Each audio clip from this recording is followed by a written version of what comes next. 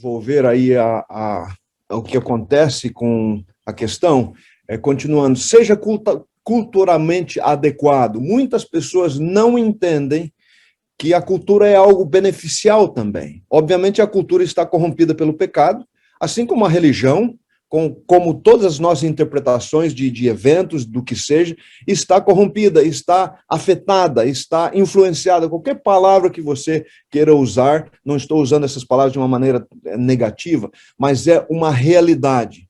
Por exemplo, seja culturalmente adequado. A questão da vergonha no mundo ocidental e da honra no mundo oriental. Salvar o rosto, né, a face, ou preservar a honra. Não colocar uma pessoa no foco, publicamente. E a questão da culpa e da inocência também, o culpado e o inocente. Nós, no mundo ocidental, temos a questão de culpa e inocência. No mundo oriental, é a vergonha e honra. Então, são maneiras diferentes de lidar. A culpa e a inocência é muito mais individualista. A vergonha e honra é muito mais pública. Nós temos que entender isso. Pessoas são extremamente envergonhadas do público, de ser expostas publicamente. Isso é no Ocidente aqui. No Oriente, ela perde a honra. Ela é colocada numa situação altamente vergonhosa, perde a honra, perde o status, perde o reconhecimento, perde tudo. Por isso que muitos se suicidam, por causa da preservação da honra. Então, como não podem continuar, tem que se suicidar, porque foi colocado publicamente, foi aberto o seu problema. Direto versus indireto, já falamos. Não precisa ser sempre direto, seja indireto. Mesmo no casamento, você vai resolver um monte de problemas quando você é indireto, você faz perguntas, você ajuda, você, em vez de fazer uma declaração, cante uma música. Use intermediários, use uma pessoa conhecida de confiança. É uma abordagem de retroceder, ou seja, dar um passo atrás, como eu mencionei antes. E qual o estilo de gestões de conflitos será mais eficaz? Qual é o estilo que é bíblico? É só usar Mateus? Se alguém pecar, vai ter com ele e fala para ele, se não mudar, leva uma testemunha, se não, leva para a igreja, e daí disciplina e o entregue a Satanás, como tem um verso bíblico. Temos que cuidar. Jesus usa diferentes maneiras de resolver conflitos ou situações pecaminosas. Ele usa diferentes histórias, diferentes parábolas, diferentes maneiras de resolver aquele conflito naquele momento. Esta etapa, né, no caso, a avaliação de conflito, visa obter uma compreensão mais clara e profunda da origem, natureza e dinâmica do conflito em questão. Inclui não apenas a coleta de informações e evidências sobre o conflito, algumas perguntas estão relacionadas sobre isso, mas também a interpretação e avaliação das informações coletadas. Nem sempre as informações, ou essa coleta, esses dados, a evidência, ela é verdadeira. Então, te cuida muito nessa questão. Cuidem-se, queridos. Nem sempre a evidência é verdadeira. E depois tem o outro passo, a interpretação e a avaliação dessas informações coletadas. Que tipo de avaliação eu faço? Que tipo de interpretação é feita? Como que eu tenho uma percepção sobre essa realidade? Conflito como um desacordo por meio do qual as partes envolvidas percebem uma ameaça às suas necessidades, interesses ou preocupações. É o que, baseado nessas outras coisas, o interesse, a necessidade, a preocupação, a avaliação, a percepção, a interpretação que nós damos sobre a situação, né, os dados que nós temos que avaliar também. E, no caso, vem a questão da discordância, diferenças de opinião em relação a certos fatos, diferentes interpretações da realidade, etc. Há discordância quando há uma comissão, por exemplo, para resolver um problema. Há diferentes opiniões, mesmo que seja um item simples. Que tipo de cor nós vamos pintar a igreja, ou que tipo de móveis será usado. Não é uma questão de princípio moral eterno. Não é uma questão que envolve a moral. E nós temos a coleta de dados, nós vemos a cor, o contexto, o material que vai ser usado, etc. A gente faz uma pesquisa ampla sobre isso. Quando é para resolver problemas morais, muitas vezes a gente baseia a nossa história em ditos, ou seja, segunda mão, informação de segunda mão, de terceira mão e etc, etc, etc. Por isso que eu tenho uma frase que muitas vezes eu tenho usado nesses últimos, talvez, 2 anos. Quando nós estamos com as pessoas, visitando as pessoas, sofrendo com elas, nos envolvendo com elas, nós não fazemos fofoca delas, porque a gente sofre com elas. Porque Jesus nunca faz fofoca de nós para o Pai. Eu acho que é um princípio extraordinário. Quando nós estamos pertinho, agora eu estou falando perto fisicamente, e Jesus fez isso, Emmanuel, Deus conosco, fisicamente, juntinho. Nós, ao estarmos perto fisicamente das pessoas, visitando-as, conversando com elas, ouvindo os seus dramas, os seus conflitos, os seus desafios, nós não temos coragem de fazer fofoca delas para outros. E isso acaba um monte de conflito, quando você está perto. Agora, quando a gente ouve de terceiros, de quartos, de segundos, etc., e a informação já é distorcida com interpretações variadas, aí você não vai conseguir resolver um conflito. Partes conhecidas, conhecidas e desconhecidas, ameaças percebidas, ameaça antecipada ou esperada. Por exemplo, essa questão de nós sabermos, de nós conhecermos ou desconhecermos, nos leva a entendermos quais são as ameaças percebidas. E as ameaças podem ser antecipadas de um conflito. Nós podemos evitar um tremendo conflito ou ajudar a resolver um conflito quando a gente sabe que tipo de ameaça você vai ter. A questão das necessidades, interesses ou preocupações. Cada um tem uma necessidade. Cada um tem um interesse ou conflitos de interesse. Eles podem ser tangíveis, por exemplo, dinheiro, comida, água e outros recursos, ou intangíveis, por exemplo, sentimentos de segurança, amor ou vingança. Esses dias aqui perto da Andrews, uma esposa, como é que foi a questão? Uma esposa mandou matar o namorado do marido, do ex-marido dela. Veja só, a namorada, desculpa.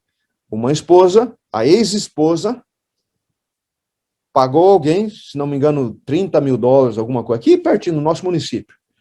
Uma ex-esposa pagou alguém para matar o seu ex-esposo. Desculpa, matar a namorada do ex-esposo. Interessante mesmo o caso. Por quê? Porque são questões, ameaças, né, de necessidades tangíveis aí, a questão do dinheiro e a questão também do sentimento, vingança. Um amor frustrado e uma vingança direta. Não sei qual foi o resumo da história, mas eu sabia que essa ex-esposa estava na cadeia. Continuemos aqui sobre algumas bases de classificação de conflitos.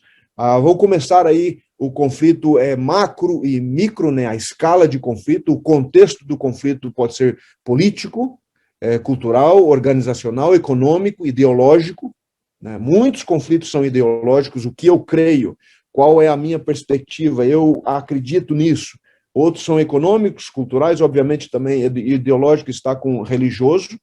Tem a motivação, as necessidades, né, por detrás do conflito, são materiais, recursos materiais, necessidades sociais, qual é a minha posição, a minha função, o poder que eu exerço, e também as necessidades culturais, espirituais, os valores, princípios, as ideias que tem por detrás de conflitos, né, na base, como classificamos o conflito. A intensidade do conflito, ele é rápido, impetuoso, ou ele é devagar? Ou ele vai te matando aos poucos?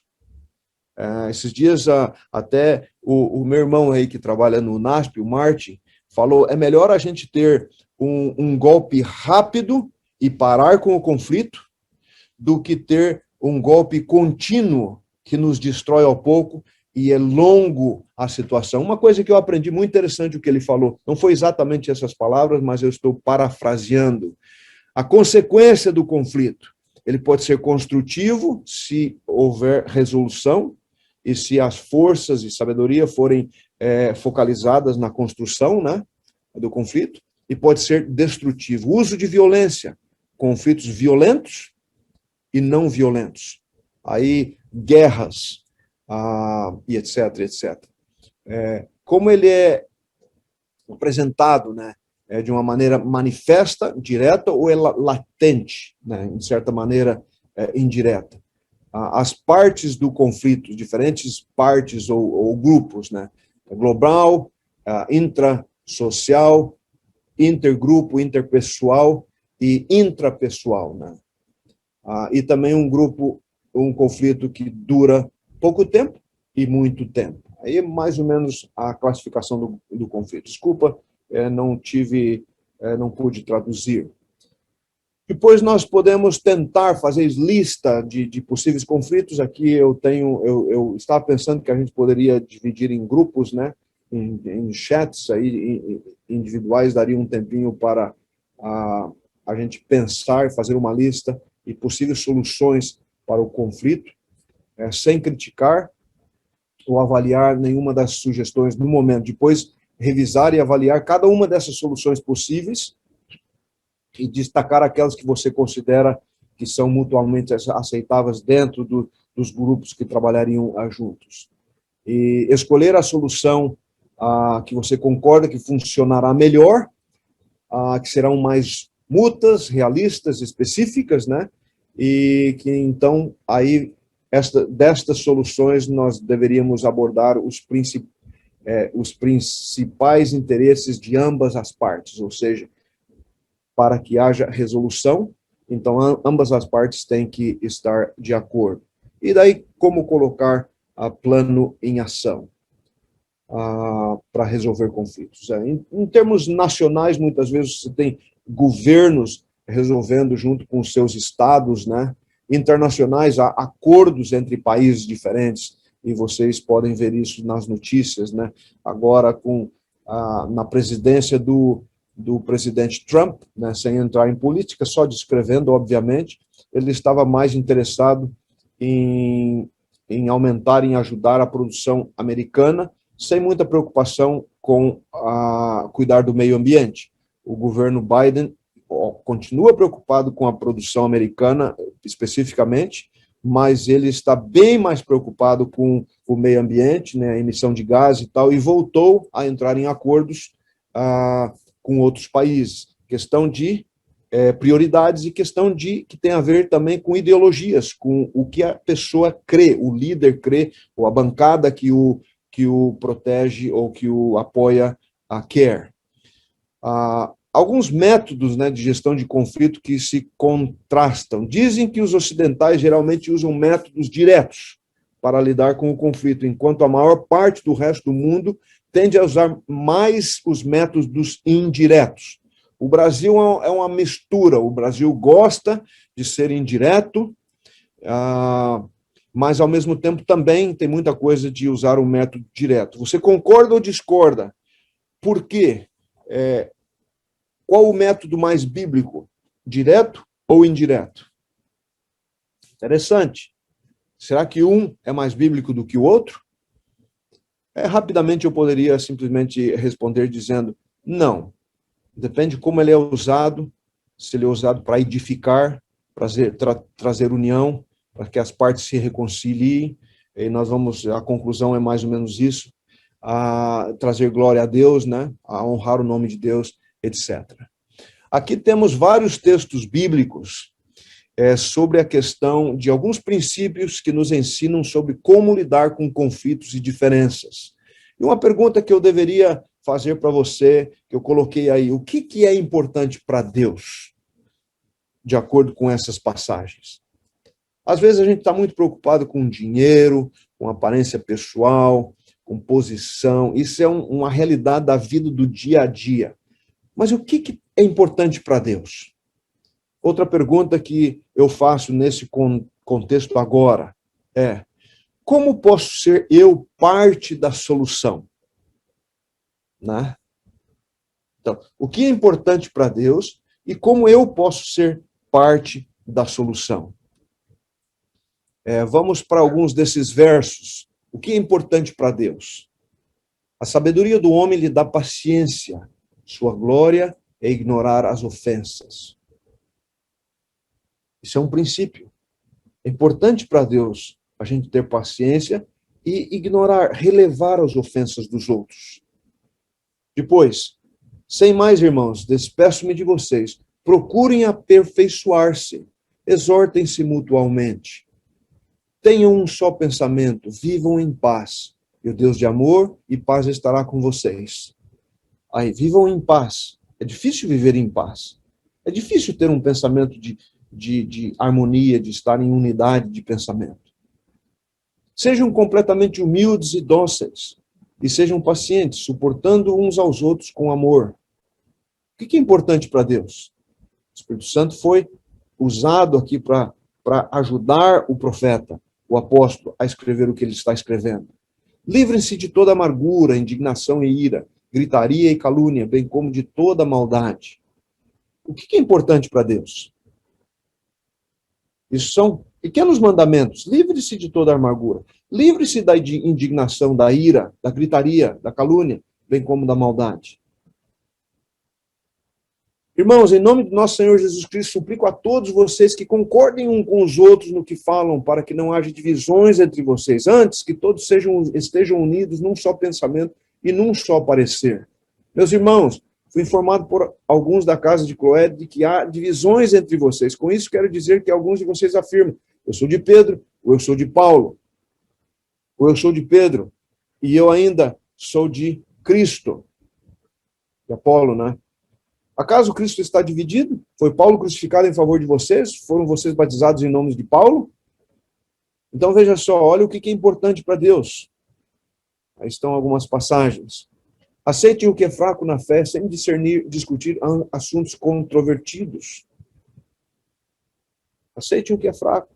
O Deus que concede perseverança e ânimo, dê a vocês um espírito de unidade, segundo Cristo Jesus, para que com um só coração e uma só voz, vocês glorifiquem a Deus e Pai de nosso Senhor Jesus Cristo. Não é fácil resolver conflitos, gente. A gente precisa do amor, do poder, da operação do Espírito Santo na nossa vida. Assim como não é fácil entender as Escrituras, nós precisamos do Espírito Santo e precisamos de tempo. Alguns dizem que a melhor ferramenta para estudar as Escrituras é o tempo. Porque todos nós temos o mesmo tempo. E quanto mais tempo nós usamos ao estudar as Escrituras, mais nós vamos discernir esses princípios e ver a operação do Espírito Santo na nossa vida, inclusive. E daí vai ser mais fácil de resolvermos conflitos. Ao sermos mediadores de Deus, né? Porque Jesus reconciliou com Deus o mundo.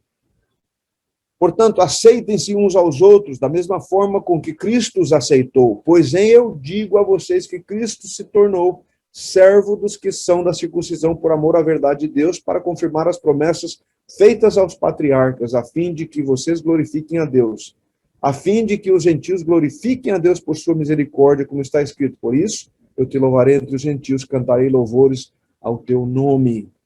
Aceitar uns aos outros, como Cristo nos aceitou.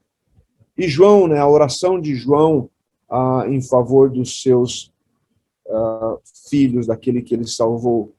Não ficarei mais no mundo, mas eles ainda estão no mundo. Eu vou para ti, Pai Santo, protege-os em teu nome. O nome que me deste para que sejam um, assim como somos um. A questão da unidade. Minha oração não é apenas por eles, rogo também por aqueles que crerão em mim, por meio da mensagem deles, para que todos sejam um, Pai, como tu estás em mim e eu em ti, que sejam um. Isso é um desafio. Então, estão aí algumas coisas para nós refletir. Estou talvez indo um pouquinho mais para o fim. Refletindo sobre alguns aspectos. Até que ponto estou investindo ou envolvido no relacionamento neste conflito? Por que eu tenho que estar envolvido nesse conflito ou nesse relacionamento? Qual é a importância desse assunto para mim? É uma questão de salvação, uma questão de vida e morte? Tenho energia para esse conflito? Ou vou gastar toda a energia, vou ter dor de cabeça, vou ter úlcera e etc. Estou ciente das consequências, potenciais consequências desse conflito? Estou pronto para lidar com estas consequências? Quais são as consequências se eu não me envolver nesse conflito? Será que as pessoas precisam que eu me envolva? A maioria dos problemas da vida se resolvem mais ou menos por eles mesmos. A gente não precisa aumentar os problemas, criar um drama ou potencializar os problemas. Se você manter a paciência, o silêncio, muitos dos conflitos se resolvem por si. E resultados? Pergunta para nós analisarmos como deve ser o resultado. Será Deus glorificado? A unidade será preservada? O crescimento da igreja ocorrerá, o meu crescimento ocorrerá, o crescimento dos filhos de Deus ocorrerá e do seu reino? A igreja será edificada, estaremos edificando o corpo de Cristo? Considerar os outros melhores, superiores a você mesmo. E conclusão, devemos lidar com o conflito de uma forma que preserva a unidade, mostra a aceitação, estou aceitando essa outra pessoa, essa situação, e valorize as pessoas, traz glória a Deus e é culturalmente apropriado. E como já mencionei antes, né, culturalmente existem diferentes maneiras de tratar o conflito, isso são algumas só, tem outras maneiras, conforme seja necessário, diferente também do mundo ocidental, preservando a honra, evitando a vergonha pública, ser direto, e no caso, ser também indireto, ou tentar ser indireto a maior parte do tempo, usar intermediários, e usar uma abordagem de retroceder ou dar um passo para trás. Jesus mesmo disse, eu teria muitas outras coisas para falar com vocês, mas vocês não podem suportá-las agora.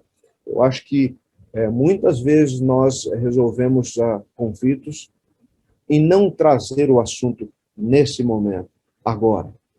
É muito prudente esperar.